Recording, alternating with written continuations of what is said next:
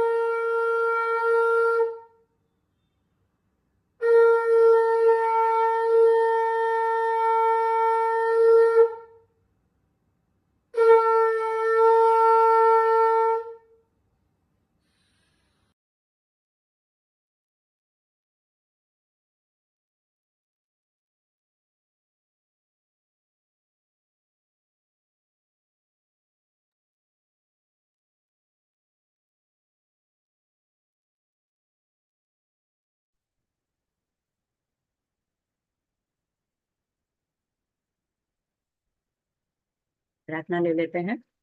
शुक्लांबरं धरं विष्णु शशिवर्णं चतुर्भुजं प्रसन्नवदनं ध्यायेत् सर्वविघ्नोपशान्तयेत्। सरस्वती नमस्तुभ्यं वरदे कामरूपिणी विद्यारंभं करिष्यामि सिद्धिर्भवतु मे सदा। गुरुर्ब्रह्मा गुरुर्विष्णु गुरुर्देवो महेश्वरा गुरुर्साक्षात् परब्रह्म तस्मै श्री गुरवे नमः। ईश्वरो गुरुरात्मेति मूर्तिभेद विभागिने व्योमवत् व्याप्त देहाय दक्षिणामूर्तये नमः। माँ की आराधना करते हैं, माँ को बुलाते हैं।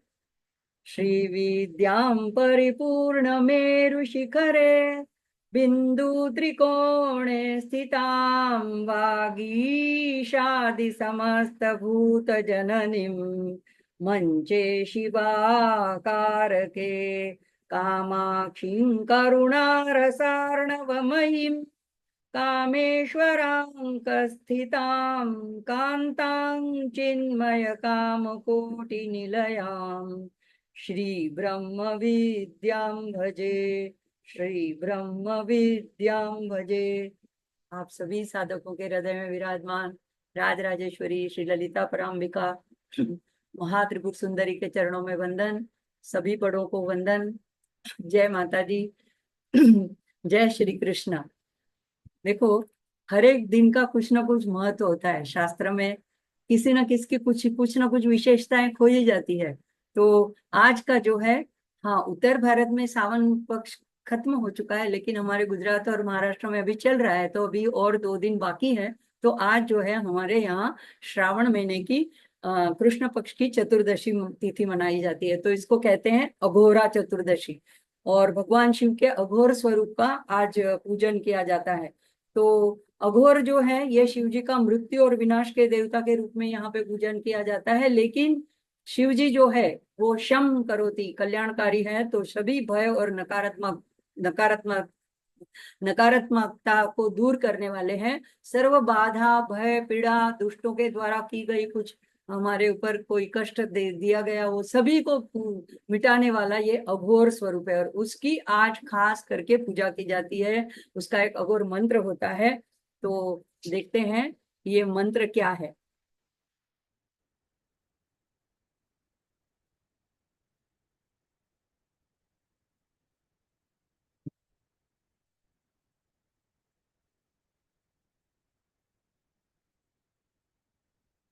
देखो, यह मंत्र है। पहले बात करते हैं शिव महिम्न स्तोत्र की। तो अघोर मंत्र का उल्लेख पुष्पदंत ने किया था। तो पुष्पदंत ने जो शिव महिम्न, शिव की आराधना के लिए जो स्तोत्र लिखा है, उसमें अंत में जो ये भक्ति भावपूर्ण श्लोक आते हैं, उसमें कहा है, महेशान्ना परो देवो महिम्नो ना परा स्तुतिः अघोरान्ना परो मंत्र नास्ति तत्वं गुरो परम। इसका अर्थ क्या है कि महेश यानी शिव जी का नाम है, उसके उसको छोड़कर, उसके अलावा परो, कोई अलग, कोई परो देवता, मतलब उससे कोई पर देवता नहीं है, यानी वो सर्वश्रेष्ठ है, क्योंकि वो देवताओं के देवता, देवों के देव महादेव है। महिम नो ना पर स्तुति, ऐसे तो शिव जी की बहुत सारी स्तुतियां हैं। हम श्रावण महीने में बहुत अलग अलग स्तुतियों का आकर भगवान को रिझाते हैं। लेकिन पुष्पदंत जी कहते हैं कि महिम्न के वो उसके 16वें अंश के जैसा भी नहीं है। तो ये महिम्न जो स्तुति है उससे श्रेष्ठ कोई स्तुति नहीं। और फिर मंत्र कौन सा श्रेष्ठ है, तो कहते हैं अघोरान्ना परो मंत्र, अघोर मंत्र से और बढ़कर कोई मंत्र नहीं है। नास्ति तत्वम गुरोपदम, तो शिव आदि गुरु है, तो गुरु तत्व से बढ़कर और कोई तत्व नहीं है। अब यहाँ पे अघोर मंत्र क्या है। ओम अघोरेभ्यो अथ घोरेभ्यो घोर घोरतरेभ्यः सर्वेभ्यः सर्व शर्वेभ्यो नमस्ते अस्तु रुद्र रूपेभ्यः। तो अगर हो सके तो आज के दिन में इस मंत्र का 108 बार जाप करें। ऐसे प्रातः काल में किया जाता है, लेकिन चतुर्दशी है तो सायंकाल में, रात्रि के बेला में भी किया जाता है।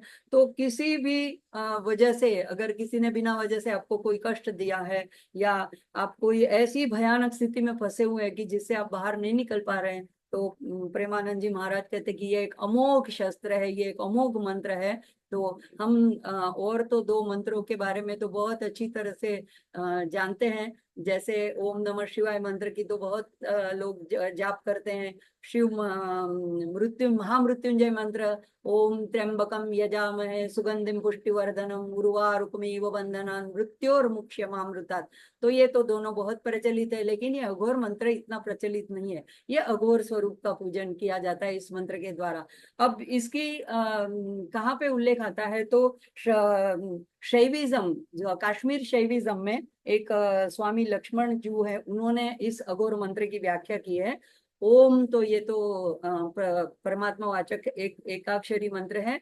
अघोरेभ्यो, तो ये अघोर एक स्वरूप को मैं वंदन करता हूँ। घोरेभ्यो यानी अघोर, यानी संस्कृत में क्या है, जो घोर नहीं है, जो घोर से परे यानी कल्याणकारी है, जो सरल है, जो सहज है।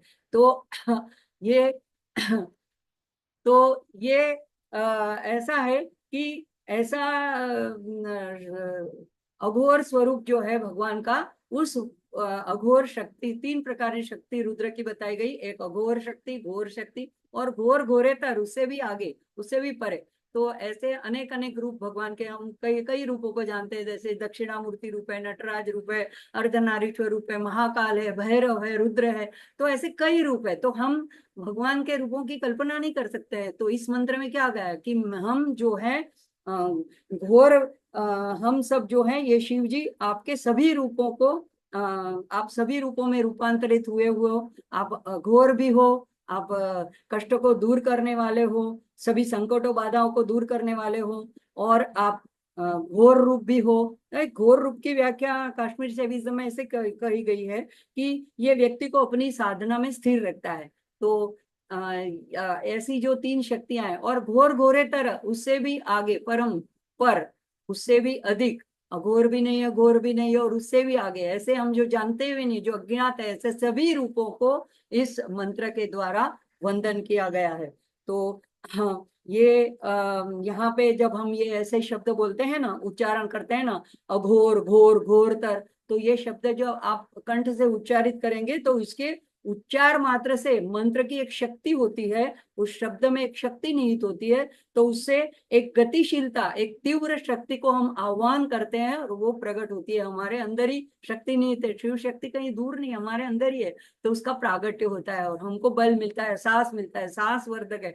तो ये जो स्वरूप है, इसके जो है, अब अघोर एक भगवान के पांच मुख बताए जाते हैं, पांच स्वरूप बताए जाते हैं। तो शिव जी की जो है ये पंच कृत्य है। शिव जी स्तुति, स्थिति, फिर लय, संहार, और तिरोधान यानी छिपाव, यानी सबको समेट लेना, एक के अंदर छुपा देना, और अनुग्रह, फिर से प्रगटीकरण करना। तो ये जो पांच कृत्य है, इसकी जो पांच शक्तियां है, ये पांच शक्तियां कौन सी है, तो चित शक्ति है, उसके बाद आनंद शक्ति है, उसके बाद इच्छा शक्ति है, ज्ञान शक्ति है, और अंत में क्रिया शक्ति है। तो ये पांच शक्तियों के द्वारा, पंच मुखों के द्वारा ये पांच शक्तियां प्रकट होती है।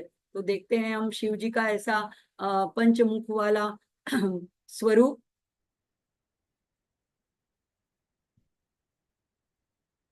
तो यहाँ पे ये जो पांच मुख दर्शाए गए हैं, तो शास्त्र में ऐसा वर्णित है कि पंच मुखों में से ईशान, तत्पुरुष, सद्योजात, वामदेव और अघोर, ऐसे पांच मुखों के पांच नाम है। कहीं में ऐसे बताया कि एक ईशान जो सबसे सर्वश्रेष्ठ एक स्वरूप है, वो मध्य में है, या तो ऊर्ध्व, जैसे अगर नेपाल पशुपतिनाथ की मूर्ति देखे तो ऊर्ध्व में है, और ऐसा चित्र में बताते हैं तो मध्य में बताते हैं। तो भगवान शिव के ये पांच ऐसे मुख है, इसमें का एक जो मुख है उसको अघोर कहते हैं। और उसी अघोर रूप की आज ये अघोर चतुर्दशी को पूजा की जाती है, अघोर मंत्र के द्वारा। तो हम देखते हैं ये पांच मुखों के क्या क्या विशेषताएं। तो पहला जो ईशान है, ये चित शक्ति का स्वरूप है। हमने वो देखा, पांच शक्ति उस पांच मुखों के द्वारा प्रकट होके पंच कार्यों को करती है। तो ये इसकी कौन सी दिशा है, तो ऊर्ध्व दिशा या तो मध्य, और सृष्टि और सृजन ये इसका कार्य है।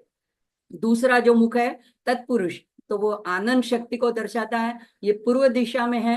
भगवान के पांच, चार दिशा में चार मुख है, एक ऊर्ध्व में। तो पूर्व दिशा की ओर का जो मुख है वो स्थिति, पालन, रक्षण, संरक्षण दिखाता है।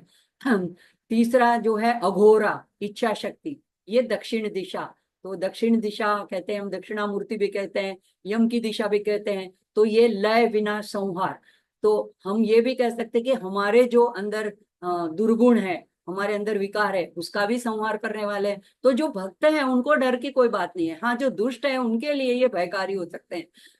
वैसे ये शांत और कल्याणकारी देव है।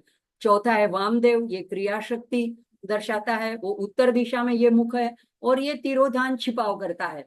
और सद्योजात पश्चिम दिशा में जो मुख है वो ज्ञान शक्ति को दर्शाता है, और उसका उसका कार्य है अनुग्रह कृपा। तो ऐसे जो ये 5 मुख की बात है, उसमें जो अघोर नाम का जो भगवान का मुख है, तो आज की जो ये अघोरा चतुर्दशी है, अगर हो सके तो शाम की बेला में इस मंत्र का जाप जरूर करिए, कीजिएगा। अब मंत्र 90 तक हमने देख लिया था, 90 तक। और हयग्रीव ऋषि जो है अगस्त्य मुनि को अलग अलग तरीके से माँ की महिमा बताते चले जाते हैं।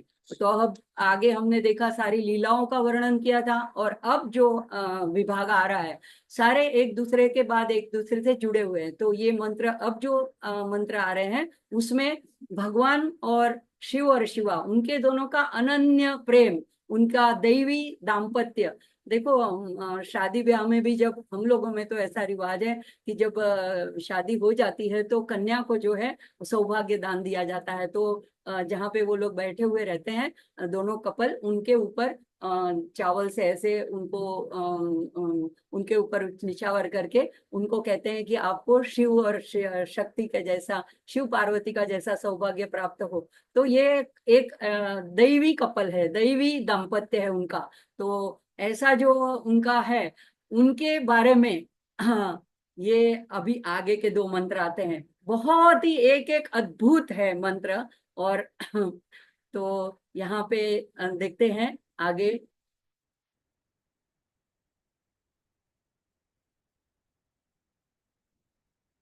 अब 91 नंबर का मंत्र है, ओम अभ्रकेश महोत्साह कारणायै नमो नमः।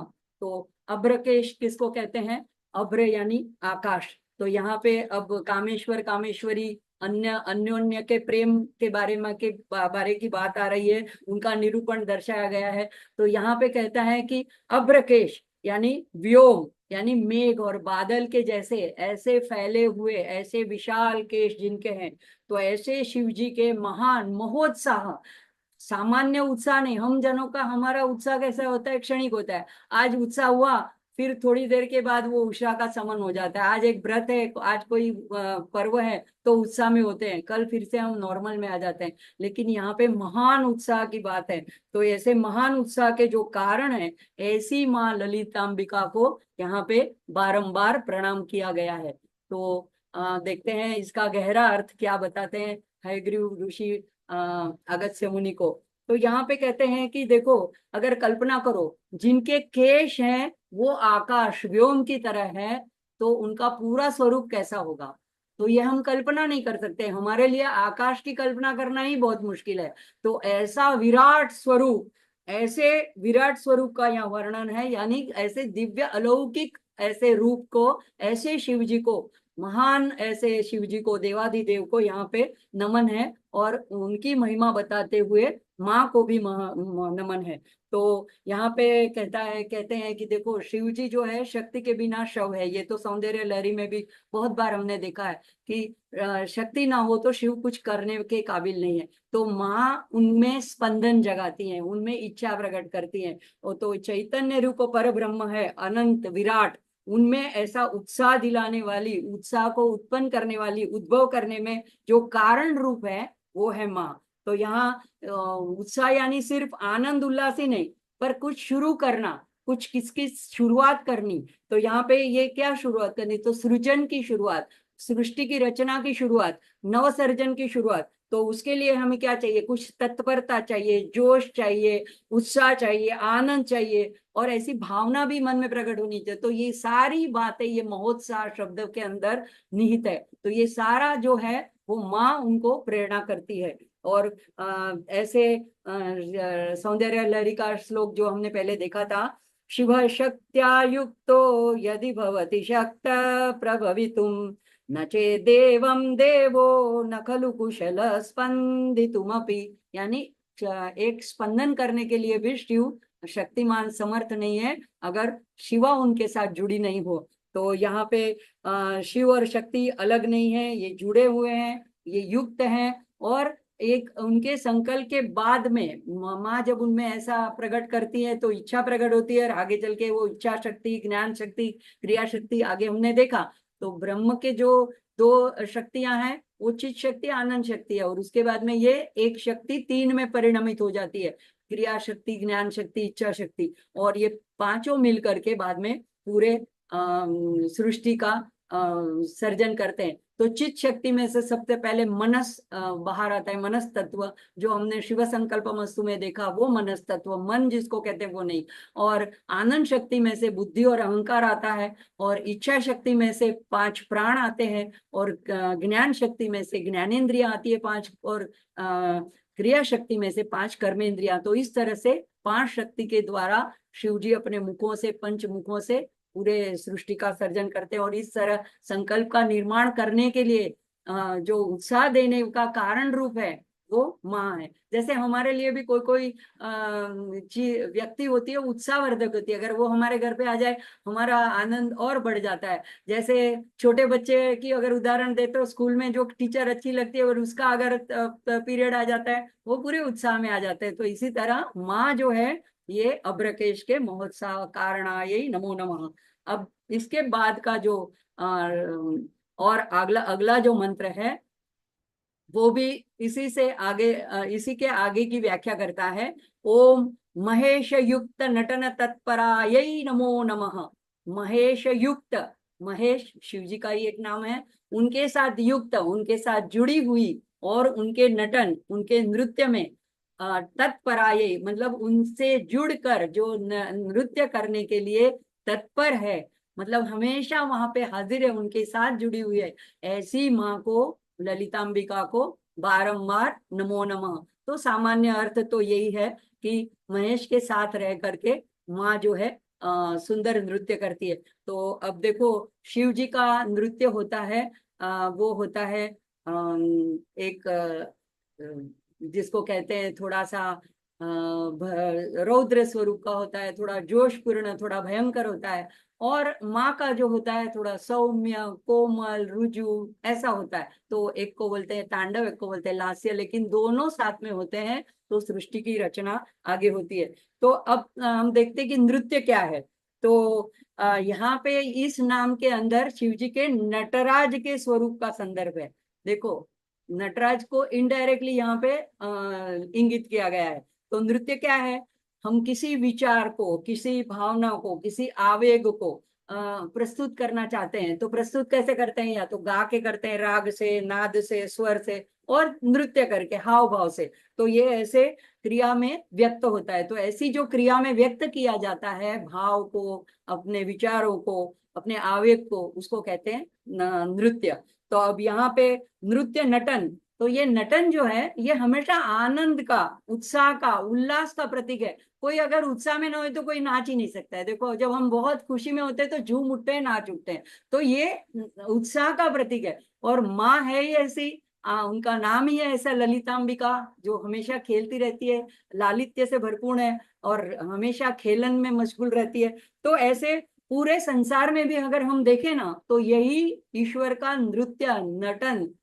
सतत चल रहा है, हमारी दृष्टि नहीं है। देखो ग्रह मंडल में अगर देखे ब्रह्मांड में तो एक सारे नक्षत्र, तारे, आकाश गंगा सारे घूम रहे हैं, नृत्य कर रहे हैं, एक सेंटर को बीच में रख के उसके आसपास घूम रहे हैं।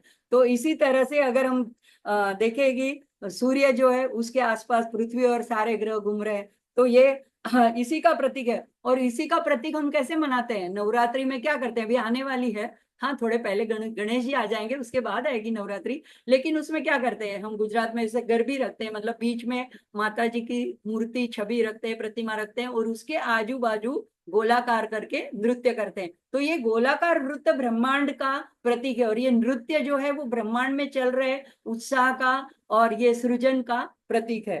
तो यहाँ पे वर्तुलाकार में ऐसा कर लयबद्ध नृत्य किया जाता है। देखो ऋतुएं बदलती हैं, दिन रात बदलते हैं, ये क्या है? ये सारा साइक्लिक जो चक्र के रूप में हो रहा है, ये सारा नृत्य ही तो हो रहा है। तो अगर हम नटराज की बात करें तो देखते हैं, पहले नटराज की मूर्ति अगर देखो यहाँ पे एक नटराज की मूर्ति दर्शाई है और इसमें चार हाथ है। तो दाहिने राइट हैंड में सबसे ऊपर के हाथ में डमरू है। अब ये डमरू किसका है? नाद का, ध्वनि का, संगीत का, शब्द का। ऐसे कहा जाता है कि उसमें से 14 ऐसे शब्द निकले, सूत्र निकले, उसी से फिर सारे ब्रह्मांड की रचना हुई। तो ये डमरू उसका प्रतीक है। और उससे ऑपोजिट क्या है? एक तरफ सृजन है, ऑपोजिट दूसरे बाएं हाथ में ऊपर है ज्वाला, एक पात्र में ज्वालाएं हैं। अगर आपके घर में ऐसी मूर्ति हो या कहीं हो तो यहाँ पे शायद इतना अच्छी तरह से न दिख रहा हो, तो ध्यान से गौर से देखिएगा नटराज की मूर्ति को। तो दूसरी तरफ जो है अग्नि की ज्वालाएं, यानी लय का, नाश का, मृत्यु का संकेत करते हैं। तो ये दोनों एक साथ में चलते हैं। तो ये दोनों में जो शक्ति देती है वो माँ है। और अब उनका जो राइट हैंड है वो अभय प्रदान करता है, और दाहिना हाथ है जो नीचे की ओर ऐसे इंगित करता है, नीचे की तरफ दर्शाता है। किस किस ओर दर्शाता है? जहां पे उनका राइट पैर, दाहिना पैर, एक राक्षस जो है अपस्मार यानी अज्ञान, अंधकार जिसको कहते हैं, उसको नष्ट करने के लिए, उसको दबाने के लिए, उसका संहार करने के लिए उसके ऊपर दबा हुआ है, उसको कुचला हुआ है। तो यानी जो मेरे चरण की शरण लेता है, अपने चरण की ओर पहले हाथ इंगित किया है, तो उसको ये अज्ञान से दूर कर देता हूं, ये इसका भाव।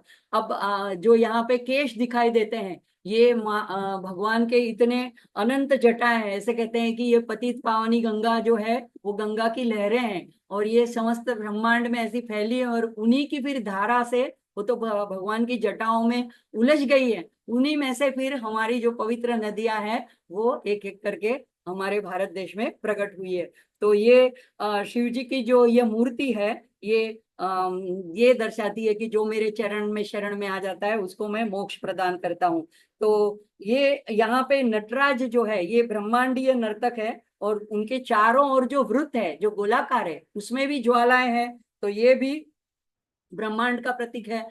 तो ये सृजन के साथ लय जुड़ा हुआ है, ये दिखाते हैं। और हमारी बुद्धि की पहुंच वहां तक नहीं है, तो हम इस नृत्य की सुंदरता का ऐसे अनुभव नहीं कर सकते हैं। तो हम इस नटराज की मूर्ति के द्वारा उसको याद करते हैं। अब देखो अगर हमें ये नृत्य को समझना हो, ब्रह्मांड में जो चल रहा है, तो हमें स्वयं उस नृत्य का एक हिस्सा बन जाना चाहिए। कैसे? अगर ये ईश्वर की, शिव जी की इस विराट नृत्य की सुंदरता को ऐसे हम देखते हैं सिर्फ आकाश की ओर, और ये दिन रात, तो क्या है, हम जिज्ञासु की भूमिका में। लेकिन अगर हम उसी में खो जाएं, हम अपना देह भान भी भूल जाए, इतना हम उसके स्मरण में, उसके चिंतन में, विचारों में खो जाए, तब क्या होगा? हम उनके नृत्य के भाग बन जाएंगे, हम ही उनका यंत्र बन जाएंगे, वो हमारे द्वारा ही अपना नृत्य प्रकट करेंगे। तो फिर हम जो कुछ करेंगे वो उन्हीं के नृत्य का एक हिस्सा हो जाएगा। तो यहाँ पे फिर नर्तक बचेगा, हम नहीं बचेंगे। हमारा एक छोटा अहंकार रूप जो आइडेंटिटी है वो नहीं बचेगा वहां पे। तो यहाँ पे उनके शरीर पे हाथों में लिपटे हुए जो सर्प है वो कुंडली शक्ति के द्योतक हैं। और नटराज के रूप में नृत्य करते हुए शिव जी क्या हमको दर्शाते हैं कि देखो जीवन है तो दोनों द्वंद्व है, एक बार एक तरफ जन्म है, एक तरफ मृत्यु है, लेकिन वो जो है ये दोनों एक लय से जुड़े हैं, और भगवान इन दोनों में तालमेल रखते हैं। तो हमको ये द्वंद्वों में एक सम समान रहना है, ये भी एक संकेत दिया जाता है। अब एक पौराणिक कथा क्या है इसके पीछे की ये नटराज रूप कैसे आया, तो कहते हैं एक बार शिव जी का आनंदमय तांडव देखने के लिए सारे देवता कैलाश पहुंच गए, और जो नृत्य सभा मंडप था उसकी जो अध्यक्षता थी वो थी माँ ललिता त्रिपुर सुंदरी, वो बैठी थी और शिव जी उनको रिझाने के लिए नृत्य कर रहे थे। तो इतना अप्रतिम, इतना अलौकिक, इतना सुंदर नृत्य किया कि सारे देवता गण भी चकित रह गए, सब प्रसन्न हो उठे, आनंदित हो उठे।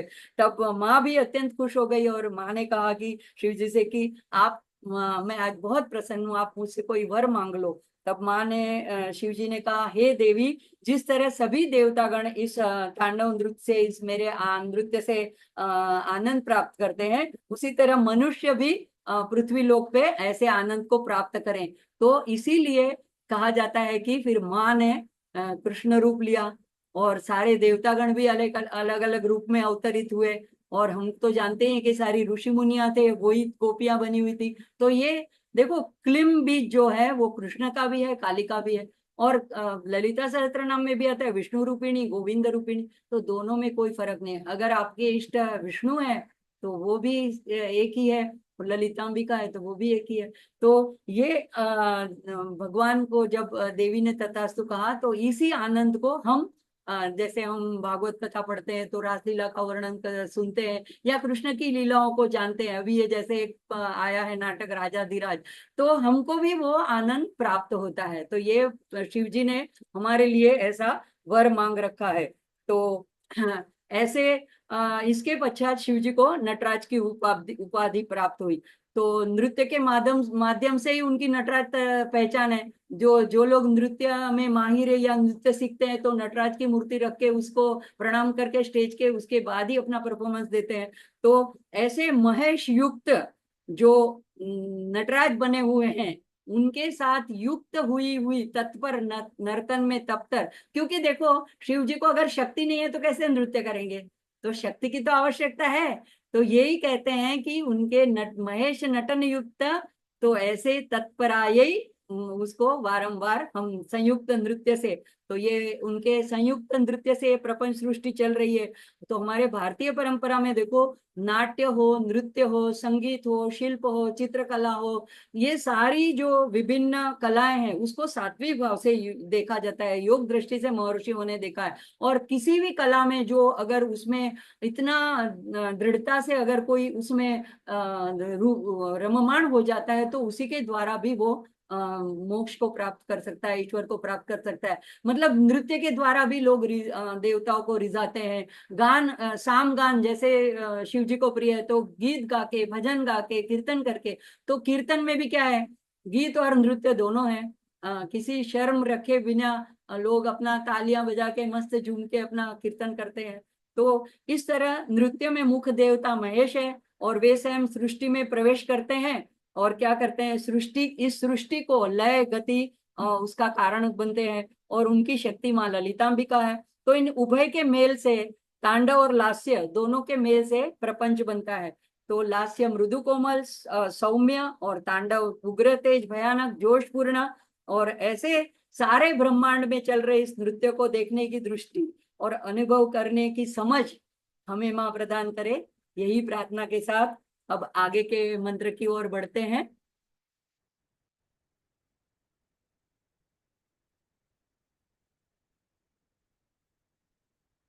तो आगे आता है 93 नंबर का मंत्र। ओम निज भर्तृ मुखाम्बोज चिंतनायै नमो नमः। निज अपने स्वयं के, भर्तृ यानी स्वामी, भरथार्थ यानी पति, मुखाम्बोज मुख कमल, अम्बोज अम्ब यानी पानी, और उसमें से जन्म लेने वाला अम्बोज यानी कमल, तो मुख कमल को चिंतनायै नमो नमः, जो उसके चिंतन में हमेशा रममाण रहती है, अपने पति के, उस ऐसी ललितांबिका को बारंबार नमन है।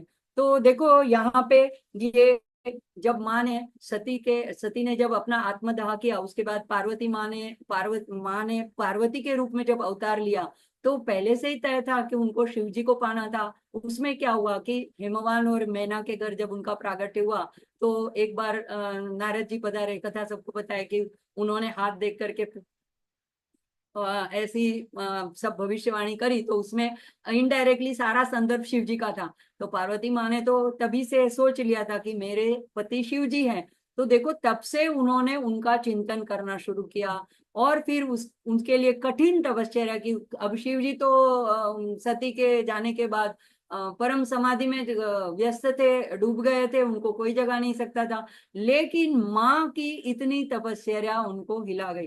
तो ये उनका इतना कठिन तप किया क्योंकि उनके ऊपर अत्यधिक प्रेम करती थी माँ। तो सतत अपने पति के मन में उनका चित्र, उनका भाव, उनके विचार ऐसा चिंतन करती रहती थी। तो ऐसी माँ को, ऐसी महान शिव भक्त माँ को यहाँ पे बारंबार नमन है। तो ये पतिव्रता स्त्री के लक्षणों को दर्शाता है। लेकिन देखो ऐसा नहीं समझो, तो फिर जो हमारे दूसरे भाई साधक हैं वो सोचेंगे हाँ ये तो नाम पतिव्रता। नहीं नहीं, भक्त के भी लक्षण को दर्शाता है। भक्त भी भर्तृ यानी दोनों अर्थ है, अपने स्वामी। तो जो भक्त जो जिस इष्ट को अपने स्वामी समझते हैं, तो उसी के सामने अपना, उसी के चिंतन में, उसी के मुख को देखते रहते हैं, यानी उसी को छवि को निहारते रहते हैं, यानी सभी प्राणियों में भी उन्हीं को देखते रहते हैं। तो ऐसे भक्तों की भी बात आती है। तो ऐसे परम जो शिव भक्त है, ऐसी जो माँ है, ऐसे उनके ऐसे अलौकिक अनन्य दाम्पत्य प्रेम का यह वर्णन है।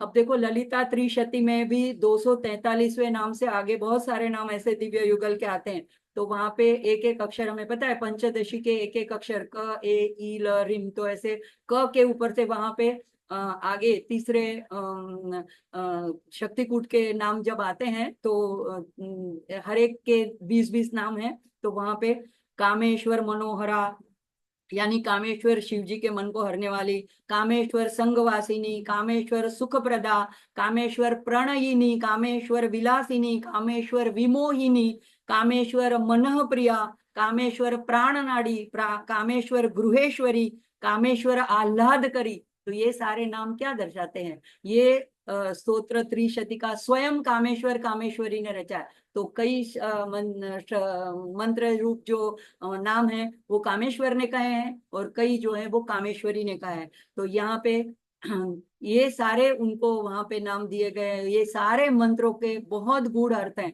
तो ऐसी जो माँ है, तो यह नाम एक प्रकार से एक तपस्विनी माँ का भी वर्णन है।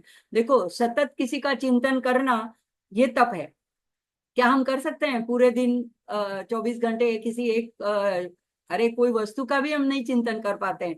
तो यहाँ पे सतत अपने पति के मुख पंकज का, मुख कमल का चिंतन करती है, ध्यान करती है, यह उनका प्रतिव्रता व्रत तप है। तो यही कारण है कि वे शिवप्रिया हैं। तो ललिता सहस्त्र नाम भी उनका एक नाम है शिवप्रिया।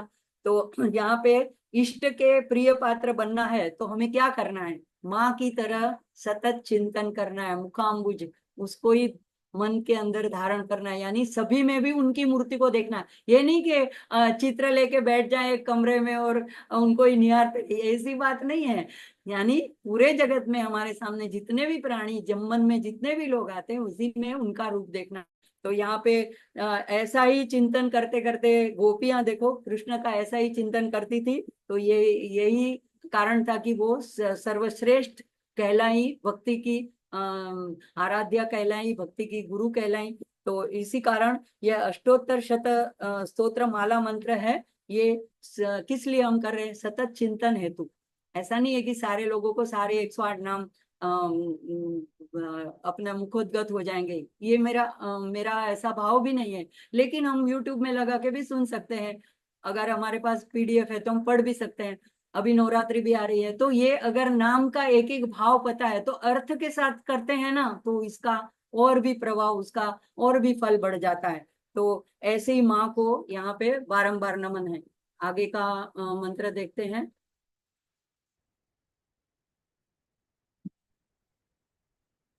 ओम वृषभध्वज विज्ञान भावनायै नमो नमः। तो 94 नंबर मंत्र में क्या है? वृषभध्वज, वृषभ यानी बैल यानी नंदी, इस वो जिनका ध्वज है, तो ये वृषभ ध्वज यानी शिव जी का एक नाम है। तो ऐसे शिव जी के बारे में विज्ञान, विज्ञान यानी ज्ञान से भी परे आगे, ज्ञान यानी शाब्दिक ज्ञान है, शास्त्रीय ज्ञान है, लेकिन विज्ञान यानी अनुभूति का ज्ञान। ऐसी भावनाएं, ऐसा भावना, ऐसी भावना सतत जिनके मन में है, और ऐसी भावना का जो दान प्रदान कर सकती है हमें भक्तजनों को, ऐसी माँ को यहाँ पे बारंबार नमन है। तो बहुत एक एक शब्द के इतने गहरे अर्थ हैं। अब वृषभ ध्वज पहला एक शब्द है। तो शिव जी का देखो, वृषभ एक संकेत क्या है, तो वृषभ जो है वो धर्म का प्रतीक है। भागवत में भी आता है, सतयुग में चारों पैर थे, फिर एक एक युग में एक एक पैर कम होते गए, तो अब एक ही पैर बचा है, उसके ऊपर धर्म खड़ा हुआ है। तो दया, ये आज का दान करना किसी के ऊपर, ये कलयुग का सबसे बड़ा महत्व है। अन्न दान करो, या किसी को कुछ श्रम दान करो, किसी के लिए अपना समय दो, या किसी को सिर्फ सांत्वना दो, किसी की बात सुन लो, बड़े बूढ़ों के पास जाकर के थोड़ी देर बैठो, ये सारा अपना समय का दान है। तो जो वृषभ है, तो यहाँ पे इससे कई संकेत मिलते हैं। ये जब शिवालय के बाहर बैठता है ना, तो क्या करता है, शिव जी की तरफ उसकी पूरी दृष्टि होती है, यानी कि शिव जी को एक नजर, एक ध्यान देखते रहता है। तो ये हम भी अगर शिवालय में प्रवेश करते हैं, अब जैसे कल आखिरी सोमवार है, तो क्या करते हैं, ऐसे ही नंदी को बिना देखे अंदर नहीं जा सकते हैं, वो चौकीदार है वहां पे, वो परम भक्त है, उसको पहले प्रणाम करते हैं, कछुए को प्रणाम करते हैं, फिर अंदर जाते हैं। तो ये क्या हमको संकेत देता है, वृषभ, ये शब्द ही हमको क्या संकेत देता है कि अगर जब वो शिव जी के सामने सन्मुख होता है, तो वो सामान्य बैल नहीं रहता, वो नंदी बन जाता है। और दूसरा, वो अगर अपना मुंह संसार की तरफ करता है, यानी शिव जी की तरफ से उल्टा हो जाता है, तो क्या बन जाता है, क्या शिव जी को नहीं देखता, नहीं, वाहन बन जाता है, शिव जी उसके ऊपर आरूढ़ हो जाते हैं। तो यानी वो धर्म, और धर्म के ऊपर आरूढ़ शिव जी, और उसके ऊपर जो उनकी ध्वजा होती है, उसमें भी उसका चिन्ह होता है। तो ये सारे संकेत जो है वृषभ ध्वज से हमें मिलते हैं। तो धर्म का संकेत है। और अ, अब यहाँ पे लिखा है कि वृषभ ध्वज ध्वज के साथ में विज्ञान, ये शब्द है, तो ये बड़ा खास शब्द है। देखो, शास्त्र से हम बहुत सारी बातें सीख सकते हैं, गीता को पढ़ ले, उपनिषदों को पढ़ ले, तो लेकिन ये शाब्दिक ज्ञान होता है। हम पंडित हो जाते हैं, ज्ञानी हो जाते हैं, मेरे जैसे लोग ऐसे विवेचन करने लग जाते हैं। तो इसका कोई मतलब ये नहीं कि हमें विज्ञान अनुभूति हो गई। विज्ञान यानी अनुभूति, अनुभव करना, उस जो शास्त्र में जो बातें लिखी है उसका खुद के जीवन में अनुभव करना। तो यहाँ पे विज्ञान कहा है। तो यहाँ पे बुद्धि की समझ में आ भी जाए तो भी, अगर जब तक हमारे स्वयं के अनुभव की बात नहीं होती है, तब तक वो विज्ञान नहीं कहलाती है। तो गुरु कृपा से, इष्ट कृपा से जब अनुभूति के द्वारा वो ज्ञान हमें प्राप्त होता है, तो यूं कहो कि अंदर ही था, अप्रगट था, और अभी प्रगट हो गया, तो उद्घाटित हो गया, तो उस अपरोक्ष ज्ञान को विज्ञान कहते हैं।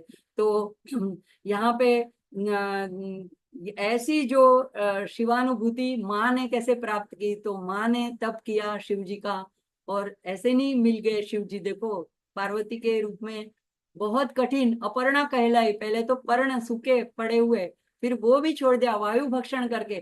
तो ऐसा कठिन व्रत करने के बाद, तप करने के बाद, उसको शिव जी की प्राप्ति, शिवानुभूति की हुई। तो ऐसी भावनामयी माँ को यहाँ पे बारंबार प्रणाम है। तो गीता में भी अगर हम देखें, तो भगवान क्या कहते हैं कि तेषाम नित्य युक्तानाम भजताम प्रीतिपूर्वकम ददामि बुद्धि योगम तम ये नमाम उपयांति ते। गीता के 10वें अध्याय के 10वें श्लोक में भगवान क्या कहते हैं कि ऐसे जो मुझे प्रीति पूर्वक भजते हैं, नित्य युक्त होके, नित्य मेरे से जुड़कर, उनको मैं बुद्धि योग यानी तत्व ज्ञान, यानी जो ज्ञान की बात है, यानी कि अनुभूति वाले ज्ञान की बात है, वो मैं प्रदान करता हूँ। और आगे 11वें श्लोक में 10वें अध्याय में क्या कहते हैं, तेषाम एवानुकंपार्थम अहम अज्ञानजम तमः नाशयाम्यात्म भावस्थो ज्ञान दीपेन भास्वता। तो जो निरंतर मेरे ध्यान में डूबे, उन्हें मैं पहले तो तत्व ज्ञान देता हूँ, यानी ज्ञान देता हूँ, और उसमें, उसके अंतर्करण में जो ऐसे धर्मपूर्वक जीवन व्यापन करते हैं, तो ऐसे सदैव अगर शिव जी का ध्यान करते हैं, तो यानी अपने इष्ट का ध्यान करते हैं, तो या भगवत गीता का गान करते हैं, तो चाहे गीता को हो, चाहे ललिता सहस्त्र नाम को हो, चाहे ललिता अष्टोत्तर शतनाम माला मंत्र को, तो इस ज्ञान की प्राप्ति के अंत में ही मोक्ष प्राप्ति होती है। तो ये भगवान कहते हैं, मैं ज्ञान रूपी दीपक अंदर प्रकट करता हूँ और अंधकार को नष्ट कर देता हूँ। तो यहाँ पे यही कारण है कि हम शिवालय में पहले नंदी को प्रणाम करते हैं तो ये धर्म की याद दिलाता है।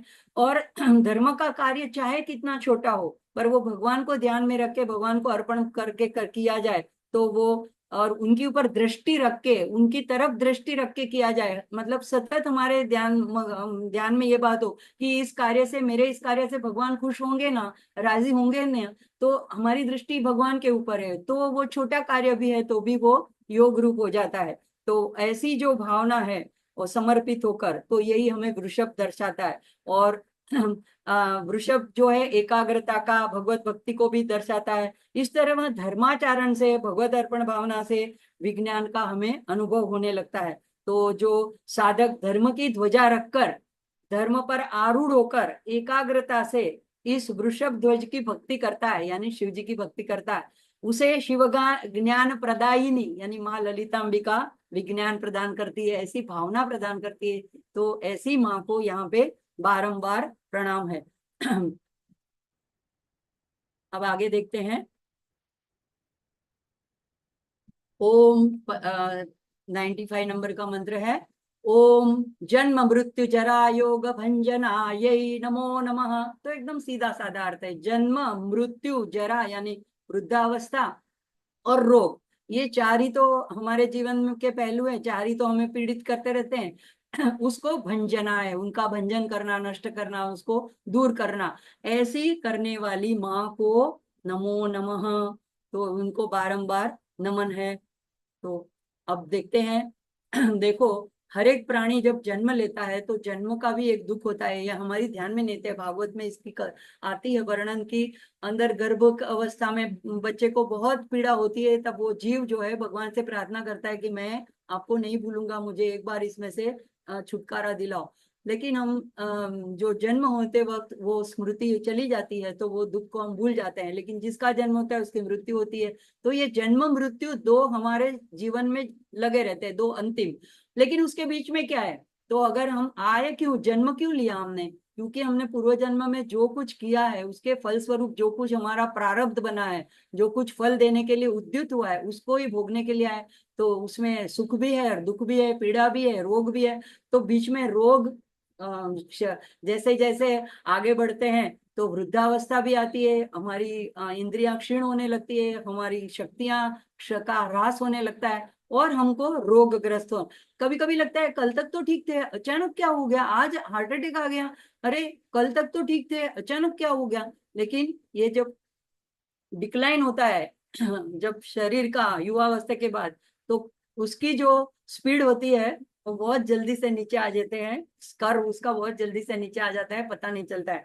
तो यहाँ पे ये सब दुख है, ये हमारे दुख का और भय का कारण है, ये व्याधि, रोग, जन्म और मृत्यु। तो शंकराचार्य भी क्या कहते हैं, पुनरअपि जरणम पुनरअपि मरणम पुनरअपि जननी जठरे शरणम।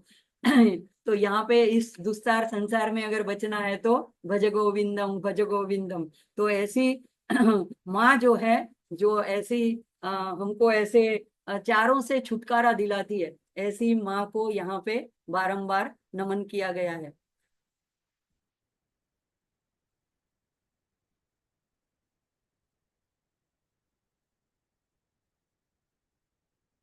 अब आगे देखते हैं। हाँ, 96 में, ओम विधेय मुक्ति विज्ञान सिद्धिदायै नमो नमः।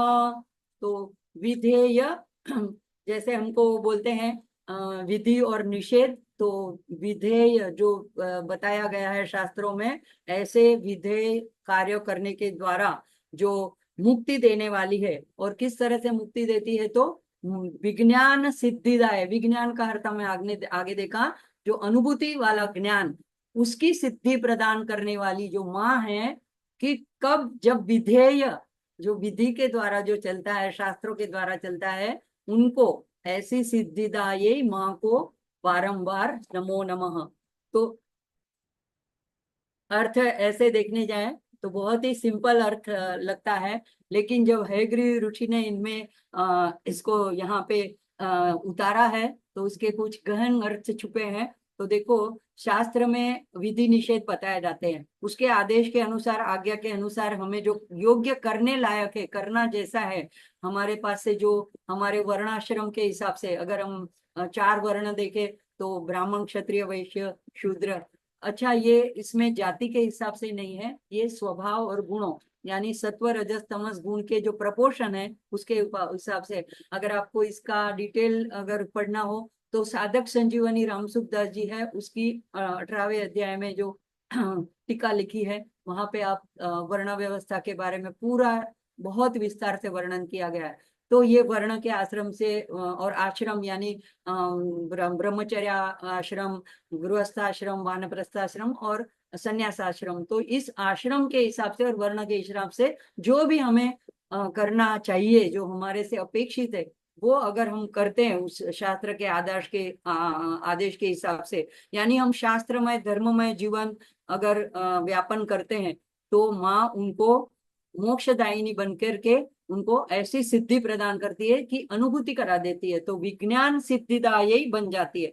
तो अगर हम शास्त्रों की आज्ञा ना माने, हमारे को जैसा अच्छा लगे ऐसा हम जीवन व्यापन करें, किसी बड़ों की भी ना सुने, शास्त्रों की भी ना सुने, और फिर हम कहते कि नहीं, हम मुझे जो करना है मैं तो करती हूँ, मैं आपके कहने जैसा नहीं करती हूँ, मैं ललिता सहस्त्र नाम बोलती हूँ, मैंने इतना पाठ कर दिया, तो ऐसे हजारों पाठ भी कर लिए, उसका फल, अच्छा, ऐसा तो नहीं कह सकते कि नहीं मिलता है, चाहे थोड़ी बहुत छोटी मोटी भौतिक चीजें मिल भी जाए, लेकिन अंतिम जो यहाँ पे लिखा है विज्ञान सिद्धिदायक अनुभूति की सिद्धि, ये नहीं प्राप्त हो सकती। और मनुष्य जीवन का कर्तव्य ही ये है कि इस जन्म में ये जो अद्भुत रेयर एक ऐसा हमको योनि मिली है, कृपा करके उसमें अपना सफल करके निकल जाओ। तो यहाँ पे इसलिए माँ कहती है कि धर्म के अनुसार, शास्त्र के आदेश के अनुसार जीवन जीते हैं, और जीते जीते बाद में ये पाठ करते हैं, तो उनको मैं विज्ञान सिद्धिदायी ऐसी बन जाती हूँ, और ऐसी विज्ञान सिद्धिदायी माँ को बारंबार नमन है। मुझे लगता है अगला एक हो जाएगा। और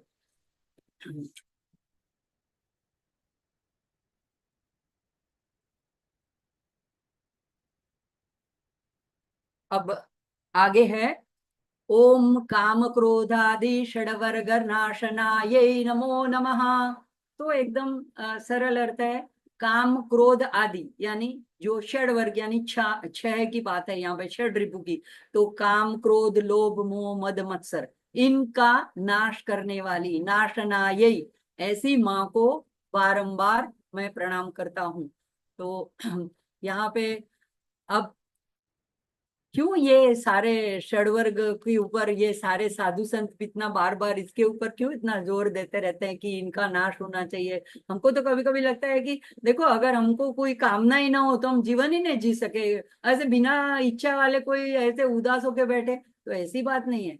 कामना हमें क्यों उठती है, हम पूर्व जन्म के जो संचित वासना है, संस्कार लेके आए हैं, उसके हिसाब से किसी को सत्प्रवृत्ति करने की कामना उठती है और किसी को भोग वृत्ति की कामना उठती है। लेकिन अगर सत्संग करने से हम अपनी कामनाओं को कंट्रोल कर सकते हैं। तो यहाँ पे जो सारे छह शत्रुओं की बात यहाँ पे की गई है, तो यहाँ पे एक एक का देखते हैं।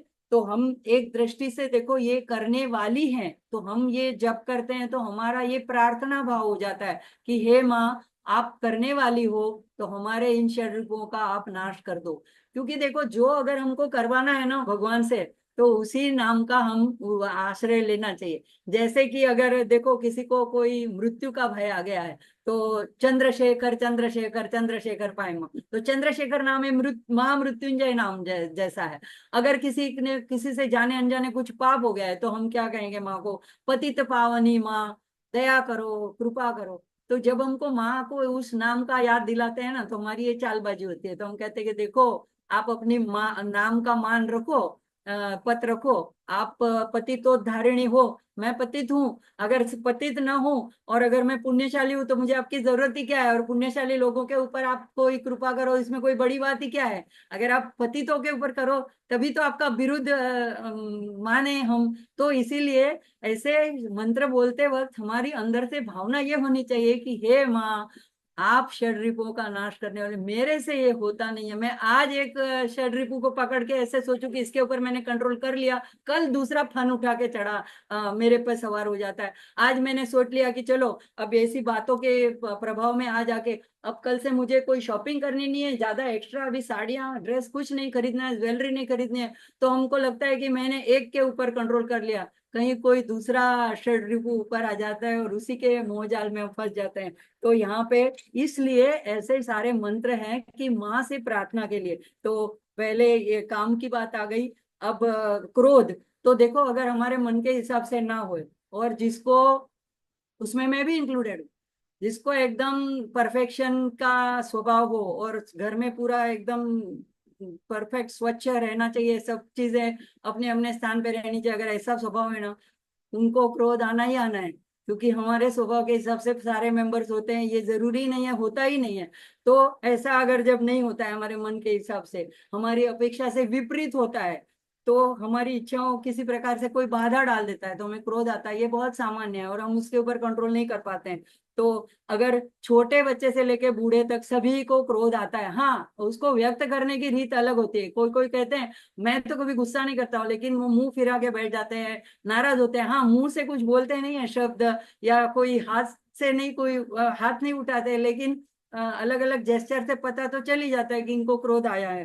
तो हम देखो कहते हैं क्रोध जरूरी है अगर हमको घर में शिस्त रखनी है, अगर किसी को नियंत्रण में रखना है। अगर कोई अभी देखो परदेश से कोई दूसरे देश हमारे राष्ट्र पे अगर हमला करता है, तो जरूरी है कि हम तब हम अहिंसा की बात करके बैठ जाए, ये बात नहीं भगवान सिखाते हैं।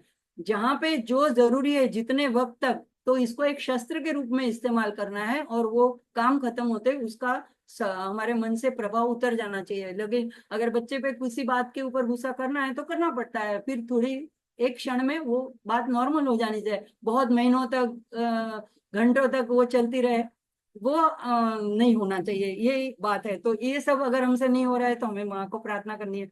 लोभ है, अब हमारी इच्छा के हिसाब से सब प्राप्त होने लगे तो हमको और चाहिए, और चाहिए। तो ये इसको कहीं लोभ को थो भी नहीं है, उसको इसको एंड ही नहीं है।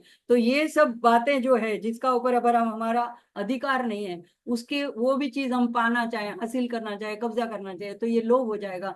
तो यहाँ पे भी अगर हम नहीं कंट्रोल कर पा रहे, कोई लोग खाने में इतना लोभी होते हैं, कोई कोई खर्चा करने में लोभी होते हैं, सब कुछ संग्रह करते रहते हैं। तो इन सब से अगर छुटकारा पाना, ये नहीं कि षड्रूप सारे के सारे सब में होते हैं, कभी कभी कोई एक ज्यादा प्रखर होता है, दूसरे थोड़े कम होते हैं। तो हम अगर माँ के भजन का, माँ के दर्शन का, मंत्र, माँ के मंत्र जाप का ऐसा लोभ रखे कि आज मेरे इतना हुआ, कल मैं और बढ़ाऊं, कल मैं और करूं, तो ये जो तुच्छ वस्तु है वो छूट जा सकती है। मोह, तो बड़े बड़े ज्ञानियों को भी मोह छूटता नहीं है। तो सप्तशती के पहले ही अध्याय में सुमेधा ऋषि बताते हैं कि ज्ञानी नाम अपि चेतांसी देवी भगवती सा बलादा कृष्ण मोहाय महामाया प्रयच्छति। तो महामाया के रूप में यही माँ है जो मोह में डाल देती है, आवृत कर देती है हमारी बुद्धि को। तो हम प्रार्थना करें तो वो आवरण हटा देती है, वो पर्दा हटा देती है, यवनिका दूर करती है और हमें ज्ञान प्रदान करती है। तो ऐसी सप्तशती में भी बताया था, सूरत राजा को मोह हो गया था अपने परिवार से, समाधि को हो गया था, अर्जुन को अपने दादा और सामने अपने गुरु थे इसलिए उसको भी मोह उत्पन्न हुआ था, धृतराष्ट्र को पुत्र मोह था। तो ये सनातन काल से चला आ रहा है। तो अगर हमको भी ऐसा आसक्ति, अधिकार स्थापित करने की वृत्ति ऐसी अगर आती है तो हम विवेक शून्य हो जाता है। तो प्रेम जरूरी है, मोह त्याज्य है। और मद है, नशा है, अभिमान है, गर्व है, अहंकार है, घमंड है। तो जिस वस्तु का जगत में कोई मूल्य है, जैसे कि पैसों का जगत में मूल्य है, तो अगर वो अधिक मात्रा में, जब बहुत अधिक मात्रा में आ जाती है, ऐसे ही ज्ञान का मूल्य है। तो ज्ञान, कोई बहुत ज्ञान संपादन, बहुत डिग्रियां हासिल कर लेता है, या पद प्रतिष्ठा, यानी जो भी चीज संसार में जिसका मूल्य है, वो अगर अधिक मात्रा में, प्रचुर मात्रा में किसी के पास आ जाती है, तो वो पचा नहीं सकता है और कई बार उसको मद हो जाता है, तो बुद्धि का भी मद हो जाता है। तो ये सारी माँ की कृपा हो, तभी इन चीजों का मैं दृष्टि हूँ, इस भावना से अगर इसके इस्तेमाल करें, तभी हम थोड़ा नम्र हो सकते हैं। तो ये इस सब के लिए हमें प्रार्थना करनी होती है। और मात्सर्य, ये यानी मत्सर, असूया यानी जलन, ईर्ष्या। तो यहाँ पे क्या है, खुद का कोई दुख नहीं है, लेकिन दूसरों का जो सुख है ना वो दुख देता है। दूसरों की प्रगति, दूसरों की प्रतिष्ठा, दूसरों का ऐश्वर्य, दूसरों को जो कुछ अच्छा हुआ वो हमसे नहीं देखा जाता है जब, तो ये मात्सर्य का भाव आ जाता है। तो ये सभी के मूल में क्या है, अज्ञान है। और ऐसे अज्ञान को दूर करने के लिए गीता में भी भगवान ने आखिर में 18वें अध्याय में 72 नंबर के श्लोक में क्या कहा, अर्जुन से क्या पूछा, ये नहीं पूछा कि तुझे सब समझ में आ गया, ये कहा, क्या कहा, अभी तेरा अज्ञान जनित मोह नष्ट हुआ। और अर्जुन ने भी क्या जवाब दिया 73 नंबर के श्लोक में, हाँ, नष्टो मोह श्रुतिर्लब्धा। तो और फिर ये नहीं कहा कि हाँ मैं मुझे अपने समझ से, बुद्धि से अभी सब समझ में आ गया, नहीं, त्वत्प्रसादात् मयाच्युत, आपके प्रसाद से, आपकी कृपा से, आपके अनुग्रह से मुझे अभी ये नष्ट हुआ है। तो वहां पे अर्जुन जैसा, जिसे भगवान ने गीता में अपना विभूति बताया है, अगर वो भी ऐसा कहता है गीता सुनने के बाद भी कि आपके प्रसाद से ये हुआ, तो हमको ऐसे ही समझना चाहिए कि माँ की कृपा से, माँ के प्रसाद से ही हमारा मोह, हमारा अज्ञान नष्ट हो सकता है।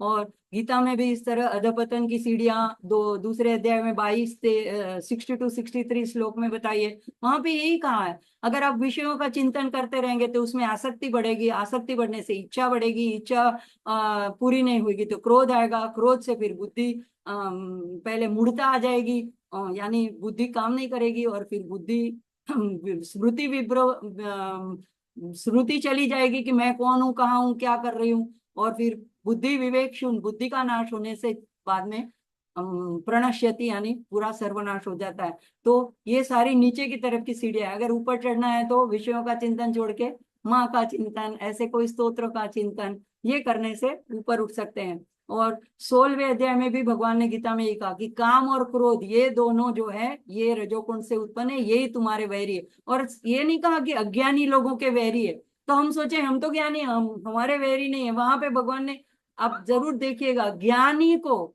ज्ञानी के वैरी है, अज्ञानी को तो ये पता ही नहीं कि ये मेरे वैरी है या इनसे मुझे कोई नुकसान है, वो तो क्रोध करता चला जा रहा है, लोभ करता चला जा रहा है, ज्ञानियों के ये वैरी है। और साथ में आगे बताया है कि 16वें अध्याय में कि काम क्रोध लोभ ये नरक के द्वार है।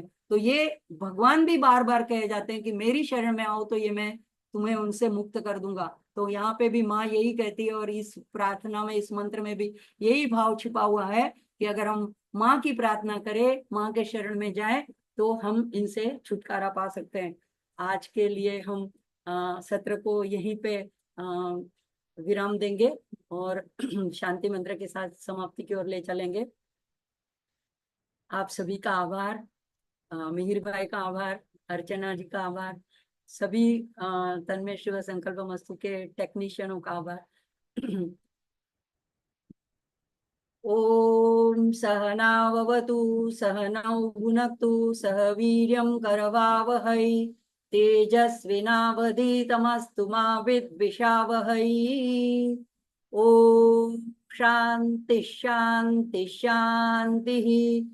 ओम असतो मा सद्गमय तमसो मा ज्योतिर्गमय मृत्योर्मा अमृतं गमय। ओम पूर्णमद पूर्णमिदं पूर्णात् पूर्णमुदच्यते पूर्णस्य पूर्णमादाय पूर्णमेवावशिष्यते। ओम शांति शांति शांति। हरि ओम श्री गुरुभ्यो नमः। हरि ओम। एक साथ में महादेव का जयकारा बुलाएंगे। वैसे भी आज चतुर्दशी है। अच्छा, एक बात और, चतुर्दशी की जो देवी है ना, नित्या देवी तिथि की, वो है ज्वाला मालिनी, तो वो भी मिल रहे हैं। मेरे को ये माँ को भी नमन, ज्वाला देवी को भी लिस्ट जो नमन। बनना है वो ओम मैं बना नमः रहा हूँ तो आप पार्वती पतये हर हर हर महादेव महादेव छोटे हर छोटे बॉक्सेस हर जय श्री बहुत राम। सुंदर अद्भुत